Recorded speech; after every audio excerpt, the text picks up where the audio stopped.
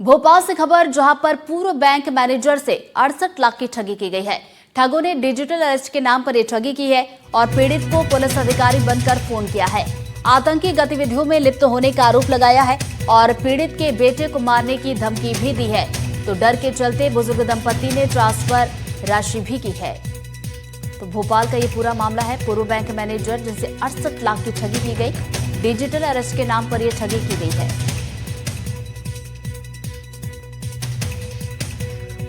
Bank of India के पूर्व manager के साथ डिजिटल अरेस्ट का मामला सामने आया है और ठगों ने करीब 68 लाख रुपए ठग लिए हैं और इसकी शिकायत भी की गई है। वो खुद यहाँ पर मौजूद है, इसके साथ ही उनके परिजन भी हैं। मैं बातचीत करता हूँ। सर, क्या आप बता सकते हैं कि क्या हुआ था, या मैम आप बता सकती हैं आपके साथ क्या हुआ, जिससे और लोग इसका शिकार ना हो, जागरूकता भी आए? फोन आया सवेरे, इन्होंने ही रिसीव किया उसको। तो इनने कहा कि वो पुलिस से फ़ोन है, देख लो ज़रा। तो रंजीत कुमार बोल रहा हूँ, बोले मैं पुलिस हेडक्वार्टर से। आपके पति के ऊपर गबन का आरोप है, आतंकवादियों से मिले हुए हैं, वो उसमें नाम आया है मतलब, और 7 करोड़ का गबन है, उसमें 70 लाख आपके पति के खाते में रिसीव हुए हैं, ऐसा उन्होंने बोला। कि फिर बाद में दूसरे ने फ़ोन उठाए, फिर हमको बोला कि उनके खाते की पूरी डिटेल चाहिए। तो मतलब वो 70 लाख का हमको इंक्वायरी करना है कि कौन से खाते में आएंगे वो। बस फिर वो डिजिटल अरेस्ट कर लिया, मतलब वो रख लिया उनने हमको उनकी इसमें। तो आप लोग कहीं आ जा नहीं पा रहे थे ऐसा 2 दिन तक इस तरीके से रखा? हाँ, आप कहीं नहीं गए 2 दिन बैंक तक? आए, बस बैंक आने की आए, बैंक आए, एफडी तोड़वाई। और इसके बीच में मुझसे भी बात होती रही, पर बिल्कुल पता कितने पैसे आप लोगों ने दिए उस व्यक्ति को?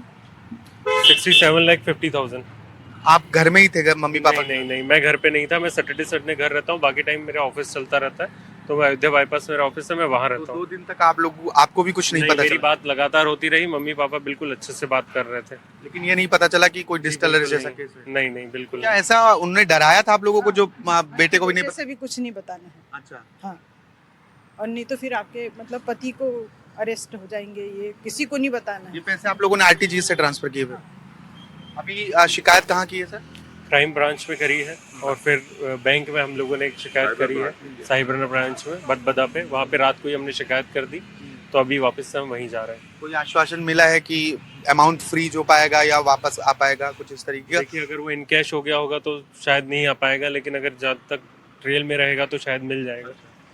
तो वो एमपी पुलिस का अधिकारी खुद को बता रहे थे या कहाँ? एमपी पुलिस के ही अधिकारी बता रहे थे अपने आप को, और फिर उन लोगों ने मम्मी पापा को इस तरीके से भड़काया या इस तरह से डरा के रखा कि वो कुछ आगे कर ही नहीं पाए, नहीं मुझे बता पाए, नहीं किसी और को बता पाए। और बैंक में भी आके मम्मी बस बोलती रही कि बेटे को भेज रही हूँ, बेटे को भेज रही हूँ, लेकिन इसमें बेटे का नाम नहीं था। तो बैंक वालों को थोड़ा तो देखना था कि जब इसमें बेटे का नाम नहीं है तो किसी अन्य अकाउंट में ट्रांसफर ना करे। एक बार बेटे से तो पूछ ले। जब उनको पता है कि उनके पिताजी भूलने लगते हैं, मेरे पिताजी यहाँ पे करीब 10 साल से आ रहे हैं, मेरा एजुकेशन लोन भी 2014 में क्लियर यहीं से हुआ, और उनको भी पता है कि भूलने लगे हैं। जब बेटे को इतना बड़ा अमाउंट भेज रहे हैं, कोई अपना पीपीएफ अकाउंट, सारी एफडी कैसे तोड़ेगा? तो एक बार बेटे से कंफर्म तो करते हैं। उन लोगों ने सीधे उठाया, अननोन जगह भेज दिए। एक बार इससे क्रॉस चेक तो करते हैं। सोचिए, जो ठगी करने वाले लोग हैं वो इस परिस्थिति के बारे में नहीं सोचते हैं कि कौन किस स्थिति से उन्हें पैसा दे रहा है। लेकिन आप इस बात का ध्यान रखिए कि डिजिटल ठगी जैसा, डिजिटल अरेस्ट जैसा कोई प्रावधान कानून में नहीं है, ताकि आप इससे सतर्क रहें। अब पुलिस में शिकायत की गई है, उम्मीद है कि पैसा फ्रीज हो और वापस मिले, लेकिन अधिकतर केसेस में ऐसा होता नहीं है। पूर्व बैंक मैनेजर जैसे अफसर जब इसका शिकार हो सकते हैं, जो बहुत पढ़े लिखे एलीट क्लास के लोग होते हैं, जिन्होंने खुद बैंकिंग ट्रांजैक्शन जैसी चीज़ों में इन्वॉल्व रहे हैं, लगातार सर्विस की है, और इतना डराया धमकाया जाता है कि वो कुछ समझ तक नहीं पाते। यहाँ तक कि अपने बेटे को भी ये बात नहीं बता पाई, जिससे वो इस बात को समझ पाए कि ये ठगी क्या तरीका है। भोपाल से कैमरा पर्सन अभिषेक सिंह के साथ आकाश द्विवेदी, एनडीटीवी। गुना से खबर, जहां सड़क हादसे में 3 लोगों की मौत हुई। तेज रफ्तार कार और ट्रक में टक्कर हुई। हादसे में 4 लोग गंभीर रूप से घायल हो गए। 2 घायलों को भोपाल रेफर किया गया है। दुहाई मंदिर के पास का ये पूरा मामला है। जांच इस मामले की शुरू कर दी गई है। तो गुना से ये बड़ी खबर आप तक पहुंचा रहे हैं। सड़क हादसा हुआ जिसमें 3 लोगों की जान गई है। तेज रफ्तार कार और ट्रक में जोरदार टक्कर हुई है। तो हादसे में 4 लोग गंभीर रूप से घायल हुए हैं और 2 घायलों को भोपाल रेफर कर दिया गया है। तो बता दें कि दुहाई मंदिर के पास का ये पूरा मामला है और मामले की जांच पड़ताल अब शुरू कर दी गई है। अगली खबर सागर से है, जहां आरटीओ में भीषण आग लगी है। ऑफिस के रिकॉर्ड रूम में ये भीषण आग लगी और भयंकर आग में कई दस्तावेज जलकर खाक हुए हैं। अचानक आग लगने से अफरा तफरी का माहौल बन गया। फायर ब्रिगेड की टीम ने आग पर काबू पा लिया है।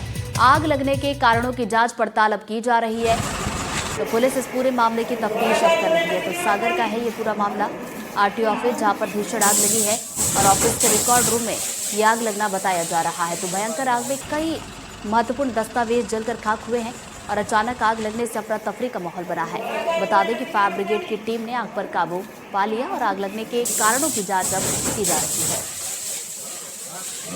आज हम लोगों को अभी 11:30 बजे थोड़ा सा धुआं निकलता हुआ रूम में से दिखा, तो हम लोगों ने इसको खोल के देखा, तो जिसमें हम लोगों की जो पुराने लाइसेंस की जो पीसी रहती है वो रखी हुई थी पुरानी, उनमें आग लपटों के रूप में तो नहीं, लेकिन अंदर ही अंदर धधकती हुई दिखी। तो हम लोगों ने अपने फायर सिस्टम से उसको कंट्रोल में कर लिया था। इसके बाद हमने फायर ब्रिगेड बुला के और हमने आग को जो है बुझवाया है। आग का कारण पता चला सर? अभी कुछ क्लियर नहीं है, अभी हम लोग उसको खाली भी कर रहे हैं रूम को, तो और स्थिति स्पष्ट होगी। लेकिन अंदर ही अंदर लगी है, तो हो सकता है कि अंदर कहीं कोई शॉर्ट सर्किट हुआ अभी प्रारंभिक। तो पीछे देखा गया कि उधर आग भी तापते हैं, उधर कचरा भी जलाते हैं पीछे, जस्ट उसकी खिड़की के पीछे जहां आग लगी है। खिड़की पूरी तरीके से बंद है पूरी, अभी ये तोड़ी थी कांच हम लोगों ने, जिससे कि धुआं निकल पाए और पानी हम लोग डाल पाए। तो ऐसी कोई संभावना नहीं है किसी भी तरीके की, क्योंकि पूरी जो रूम है वो पूरी तरीके से पैक है। धार से खबर, जो धर्मपुरी में अंधविश्वास का खेल। जी हां, 15 साल के किशोर को जलाया गया। शराब छुड़वाने के नाम पर जान को खतरे में डाला गया। किशोर की जेब में ज्वलनशील पदार्थ डाला गया और किशोर की पैंट में आग लगी और दोनों जांघ जली है। घटना के बाद आरोपी मौके से फरार बताया जा रहा है। तो धार का ये पूरा मामला है, अंधविश्वास का खेल ये धर्मपुरी में चल रहा था और 15 साल के किशोर को जलाया गया। तो शराब छुड़वाने के नाम पर जान को खतरे में डाला गया और किशोर की जेब में ज्वलनशील पदार्थ डाला गया, जिसके बाद पैंट में आग लगी और दोनों जांघ उसकी जली है। घटना के बाद आरोपी मौके से फरार है।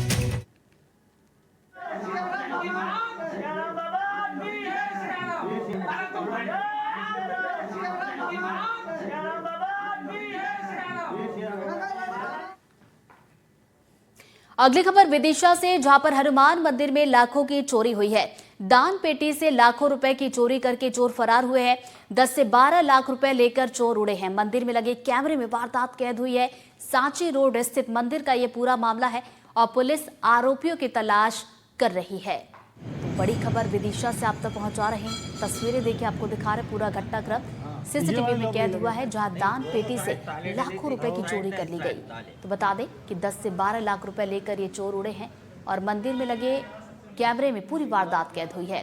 तो सांची रोड स्थित मंदिर का ये पूरा मामला है और आरोपियों की तलाश अब पुलिस की तरफ से